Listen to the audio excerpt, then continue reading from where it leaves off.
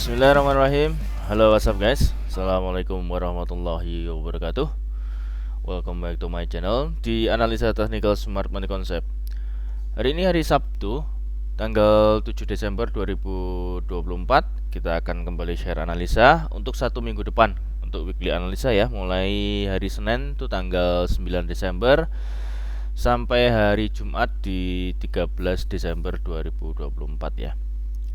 Oke, semalam NFP tapi ternyata tidak seperti apa yang kita harapkan, pergerakannya lemes ya.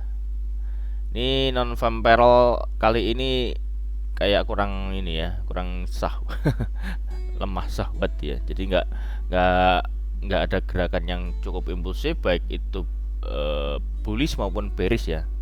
Sedangkan kalau kita lihat dari data, sebenarnya itu kan adanya positif terhadap indeks dolar, tapi yang terjadi adalah coba kita cek di XY dulu ya.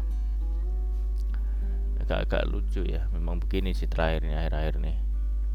Nah, ketika open NFP news release data jam 20.30 ya, jam setengah 9 malam itu positif tapi dia turun ya, ngambil liquidity kemudian naik. Nah, ini tertahan di area sini. Tapi yang aneh, ketika ini turun, gold ini kayak nggak bergerak sama sekali, cuma naik sekitar berapa, 50-80 pips gitulah ya. Itu menurut saya ada sesuatu ya yang membuat gold ini tidak impulsif ya. Seharusnya kalau memang ini terjadi penurunan yang cukup lumayan ini di XAU ya, di DXY ya. Untuk XAU USD nya harusnya ada pergerakan yang impulsif dan diharapkan bisa keluar dari zona akumulasi atau konsolidasi. Masih sideways saja, areanya masih di dalam area. Jadi kemarin kita sudah mapping ya untuk indeks dolar ini. Saya bilang ketika ada kenaikan ya, kemungkinan ini hanya untuk koreksi, kemudian dia akan melanjutkan penurunannya. Karena secara pattern juga terlihat adanya head and shoulders, kemudian secara struktur juga. Kalau kita cek market structure-nya, ini sudah terjadi change of character dan terjadi semalam itu membuat valid menjadi break of structure ya. Jadi sudah ambil inducement, kemudian dia bilang ambil low valid, kemudian di break body candle, ini menjadi break of structure. Kemudian kemungkinan besar akan melanjutkan penurunannya. Nah, coba kita cek di baliklah gold lagi ya. Nah, dia nggak mampu keluar ya, malah seperti ini. Di daily-nya coba kita lihat. Di daily doji ya kemarin. Jadi secara daily penurunannya itu ya dari open, kemudian dia balik lagi open, kemudian close-nya itu di harga low-nya 2613.74, high-nya di 2645.67, open 2631, close-nya 2633. Jadi kembali lagi ke area tengah-tengahnya ya. Pergerakannya sehari kemarin itu 300 pips ya. Ini menunjukkan adanya posisi yang sama-sama berimbang antara seller maupun buyer ya. Jadi ini masih belum bisa keluar dari zona akumulasi ya. Jadi belum bisa keluar. Kemarin sempat keluar nih break week dari hari Senin ya. Cuman ini masih belum close body, masih shadow juga ya. Jadi yang terjadi adalah masih kembali lagi ke area dalam konsolidasi lagi ya. Jadi apa yang kita harapkan ini impulsif, ternyata nggak terjadi ya.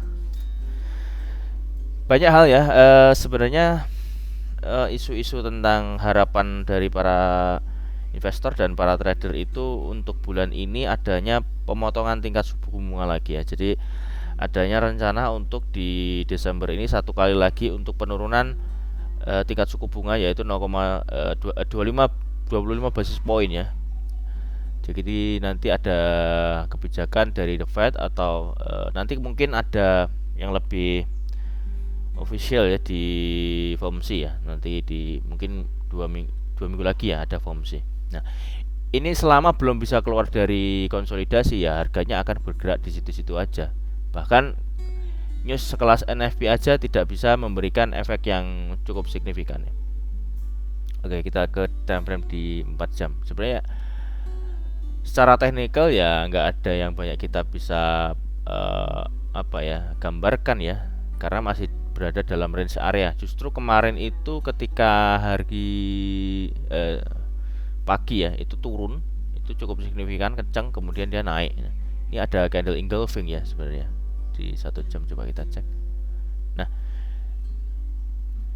ini kan ada pola setup ya Vibo Musang ya. Ada initial break, di break ini candle mother barnya, kemudian di break sama dua candle bullish engulfing. Ya ini yang tadinya saya just over saya harapkan turun. Di sini juga area sell-nya juga nggak kesentuh seperti dari analisa kemarin hari Jumat.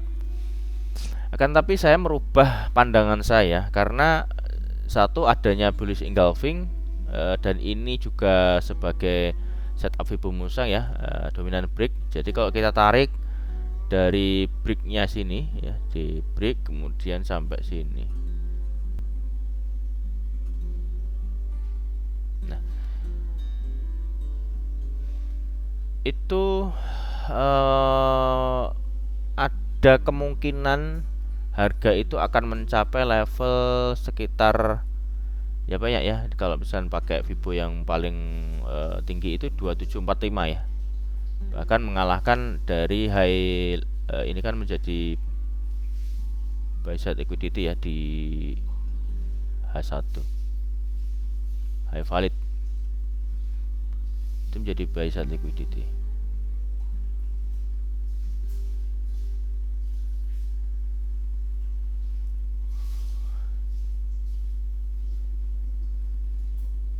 Area yang pertama tentunya di sini ya, di zona sini di 2666.37 itu menjadi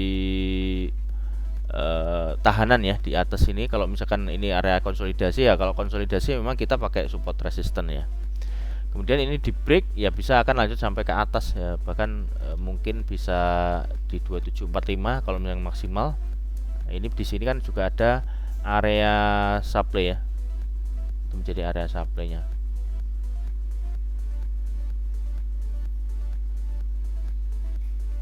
Nah, masih masuk di ini ya, di analisa kita ya, kalau misalkan naik sampai sana kalau kita pakai pola Vibo Musang. Tapi sekali lagi balik lagi, ini marketnya wait and see terus nih. Oke, jadi kalau kita pakai setup Vibo Musang seperti itu ya, dan ini kemarin itu malah justru turun ya, ada NFP harusnya ini naik. Kita lihat tadi ya di chartnya indeks dolar kan turun lumayan loh itu, kayak gitu tuh. Kalau misalkan ini si goldnya ini nurut ya, harusnya bisa break ini ya, tapi yang terjadi ya kayak gitu, hanya naik nggak nyampe 100 pips. Beda ya sama NFP sebelum-sebelumnya itu kan, ketika memang udah beberapa bulan ini kayaknya lemes ya non farm payroll ini. Jadi NFP itu kan sebuah indikator yang menunjukkan perubahan ketersediaan lapangan pekerjaan atau apa ya, indeks perubahan pekerja ya. Jadi kalau misalkan dia indeksnya naik ya harusnya good untuk USD, tapi kalau indeksnya turun ya dia akan bad atau negatif terhadap dolar. Semalam good harusnya, tapi dia malah turun. Tapi ya di emasnya ini agak kompleks, emasnya malah nggak bergerak kemana-mana, di situ-situ aja. Jadi beberapa hari sebelumnya ini kan prediksinya dari Forex Factory kan dituruti benar terus nih. Saya berpikir ini jangan-jangan ketika NFP juga di prank nih, digocek nih ya, harusnya good tapi malah turun. Ini benar turun, tapi ini si goldnya nggak kemana-mana ya. Ini kita double prank ini. Yang pertama di prank sama NFP, yang kedua di prank sama goldnya, dia nggak nurut sama pergerakan pertukaran isi indeks dolar ya. Ya sudahlah, kita akan lupakan dulu NFP kemarin semalam, nggak ada gunanya kita juga. Tapi ini bisa untuk memberikan pandangan ke depan ketika kita NFP ya, apa ya, kita bisa skip aja sih. Ya, ini harapan semalam itu dapat lumayan, tapi nggak terjadi ya. Nah, ini sebenarnya nggak terlalu banyak ya dari perubahan, karena ya di situ-situ aja ya. Tapi ada hal yang menarik di M15 itu, saya kemarin itu coba analisa ya. Ini kalau di struktur yang dari sini ya, ini kan sudah ada break of structure dan change of character ya. Ini kalau kita pakai apa namanya, elite wave ya, kita titik entry di bawah sini. Ini wave 1 2 3 4 5. Di atasnya menjadi wave kelimanya ya. Oke. Kemudian setelah impulsif, kemudian ada korektifnya. Korektifnya itu sifatnya ABC correction ya. Oke. Nggak kelihatan.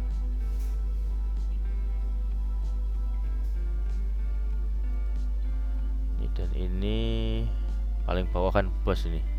Ini sudah jadi low valid karena ambil inducement internal ya. Jadi proyeksi saya semalam itu saya berubah.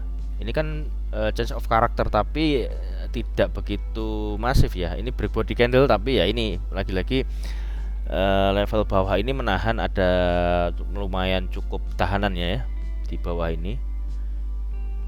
Saya berharap ketika ini NFP yang tadinya saya berharap sell, saya ngebuy, sebenarnya dapat ya, cuman geraknya nggak impulsif ya, hanya sekitar 50 80 pips kalau nggak salah.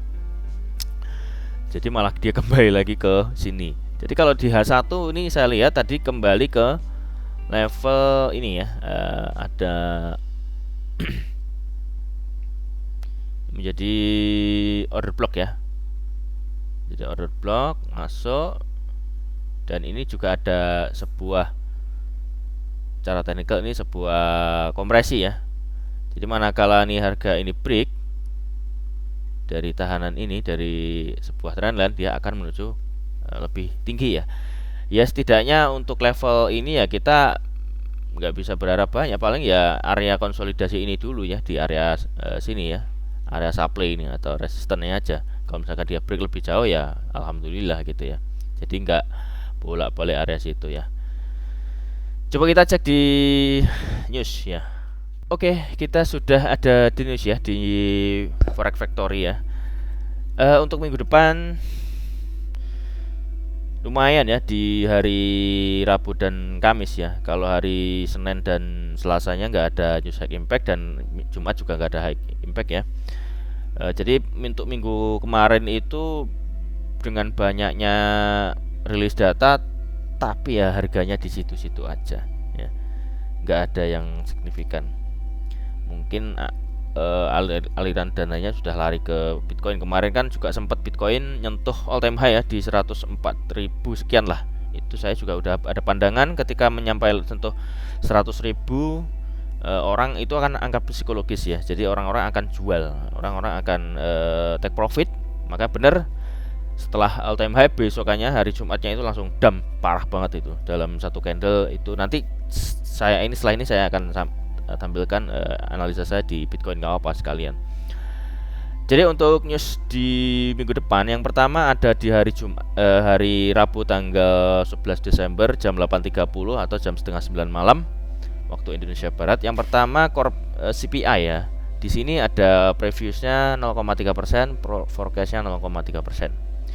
Kemudian di jam yang sama ada CPI month of month, previously 0,2%, forecastnya 0,3%, ada kenaikan.